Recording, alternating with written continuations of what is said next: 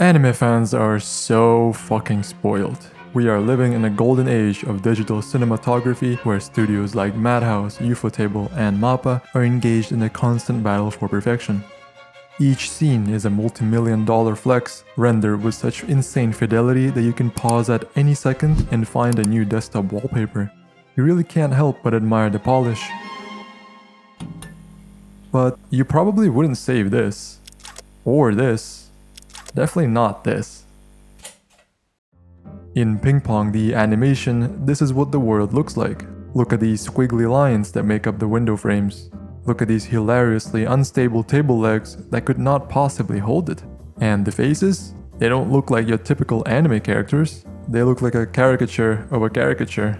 Almost intentionally bad. Why does he want his shit to be so ugly? I don't... like, why is Ping Pong as ugly as it is? Is that on purpose? I'd say so. Is it to like wean out like fake normies? I mean, it's just a fucking unique art style, and Yeah, the more unique. I've watched anime, the more I fucking respect it. No, I like it. I like it, but I just wonder, like, god damn, this is so ugly, like intentionally. Yeah. Like, why? I mean, after like, you know, you watch hundreds and thousands of shows and movies, like it's the ugly ones that you remember. Connor calls it ugly, and compared to something like Demon Slayer, it is. It looks like a shitty doodle on a blackboard in your local primary school, but there is a reason you remember the ugly one. You see, Ping Pong isn't really trying to impress your eyes. It's a sports anime that wants you to feel the hype of playing table tennis, and to do so, it has to take a risk.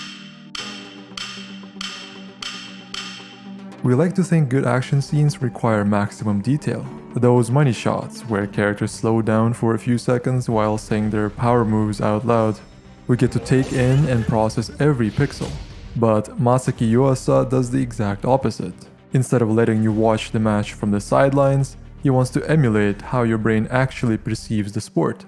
And it turns out, during high-stress situations, we don't see the world in 4K. To understand why, look at this body cam footage from Aston Villa midfielder Yuri Tielemans. For those who don't follow football, this is the Premier League, the absolute peak of the sport. These guys barely have time to breathe, let alone think. Tielemans gets maybe 1 second on the ball before he is closed down from every direction. Combine that with the physicality and the sheer speed, the booming stadium noise, and just the fact that this game is a pre-season friendly, you have to wonder, how? How does a human brain deal with this information overload? The video gives us an idea of what's happening, specifically the fact that we have no fucking idea what's happening. Pause the video at any moment and try to describe any facial feature you see of players in front of you. What about the fans in the stadium? What were they chanting? It's hard to answer these questions despite us watching camera footage from our comfy chair. And the players also have to play the game itself. What's at play here is a very useful biological mechanism. You see, during highly stressful, demanding situations, your body starts producing adrenaline. The brain starts filtering out any noise or distractions. You're in a state of tunnel vision. What's left are just silhouettes and vectors.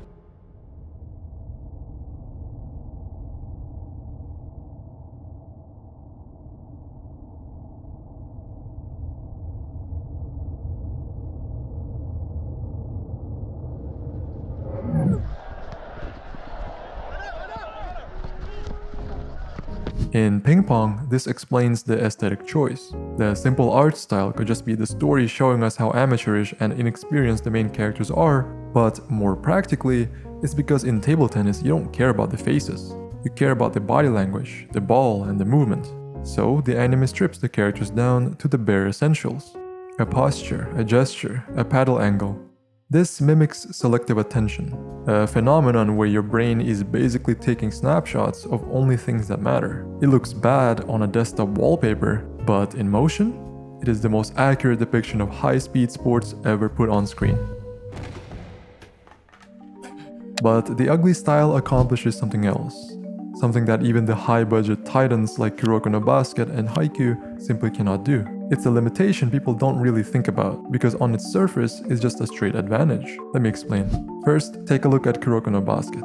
Here, when a character reaches their peak, they enter the zone. It's similar to the tunnel vision effect we talked about earlier, but Kuroko takes it one step further by making characters perform feats at superhuman levels, like consistently nailing full-court three-pointers, or single-handedly breaking ankles of an entire team. To show how inhuman these players are, the show adds visual flair, like glowing auras and lightning sparks shooting out of their eyes. It's super satisfying to watch. However, no matter how strong they get, they will always be just high schoolers in jerseys. And the reason for that is the art style is too rigid to allow them to be anything else. It's the same thing you see in Haikyuu, and this show is much more grounded. There are no superpowers, just high school kids trying to be the best at volleyball. Now, there is symbolism. Hinata is compared to a crow because of his incredibly high jumps that almost resemble flight, and the visuals of him spreading wings tell us as much. But these scenes are short, and they last a couple seconds at most. The metaphor is a bit limited. But Ping Pong? It has no such limits. Because the characters are drawn with such loose, simple lines, they have a quality that high detail anime lacks. They are malleable. Think about it. The more realistic a drawing is, the more fixed it feels. Imagine you tried morphing Kagami into a robot. It would look jarring. It would look like body horror. But Ping Pong's characters are essentially blank slates. They are sketches. And it takes zero effort to turn a sketch of a human into a sketch of a robot. The simplicity is what allows the metaphors to seamlessly interchange with the characters. Like when Smile is pushed into a corner, where he's forced to lock in and be serious, watch what happens. 布団ないでしょそこ。目がくらむ。5分くれないか。審判、彼棄権するそうです。I didn't edit that audio. That is actually how the show describes him wiping his glasses. In other sports anime, the visual effects happen around the character. In Ping Pong, the effects happen to the character. And that is the trade-off. It gives up the picture to get the movement. But there is one final piece. The most important piece. What does this art style do to you? To answer that, we have to stop analyzing and start feeling. When you watch a fight in Demon Slayer, what are you thinking? I'm thinking about the composition. I'm thinking the colors here are beautiful. I'm admiring the fluid motion of the breathing styles. I'm thinking, this is a painting. This is art. But what did I feel when I watched Ping Pong? I didn't think about the art. I thought about the racket, serve, block, backspin, sweat, calculated risk, the shoe, the heat, the recoil in the wrist. Ha! You slipped! He got you there, Koizumi. You can give up now. What are you doing? Why are you standing up? Koizumi, why are you obsessed? You are Butterfly Joe, the legendary player. Why are you trying to prove to a teenager what you couldn't prove to yourself? Akuma, you followed every rule, you worked harder than anyone, and you still lost to a guy who wasn't even trying. Why are you still holding the paddle? Egami, why are you wandering the ocean? What are you looking for that you couldn't find at the table? Kong Wenge, you were a champion in China. Why are you sulking on a bench in an empty park? Dragon, you are the invincible captain, a monster, so why are you vomiting in the bathroom? Who built this cage for you? And these two aren't even supposed to be playing against each other. Smile, you are a robot. You've been burying your talent because you were afraid of hurting them. And Peko, you can barely stand. You aren't a hero. You're just a high school dropout with a busted knee. So why are you smiling? Why are you playing like this? I don't know who is going to win, and I don't care who is going to win because I'm not analyzing a cartoon about table tennis anymore. I